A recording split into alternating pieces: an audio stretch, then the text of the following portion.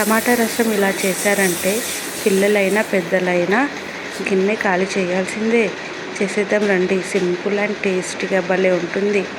First టమాటోస్ని మంచిగా wash చేసుకొని ఇక్కడ చూపిస్తున్న క్లిప్ లాగా కట్ చేసుకొని అందులో మనకి వాటర్ పోసుకొని ఒక పెద్ద నిమ్మకాయ సైజ్ అంత చింతపండు కూడా అందులో వేసుకోవాలి.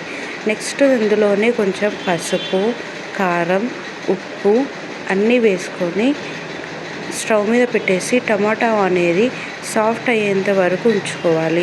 టమాటోస్ ఇలా మంచిగా మెత్తగా ఉడికించుకొని పక్కన పెట్టుకొని చల్లగైన తర్వాత ఇలా చేయితోనే మ్యాష్ చేసుకొని రసం అనేది పక్కన పెట్టుకోవాలి.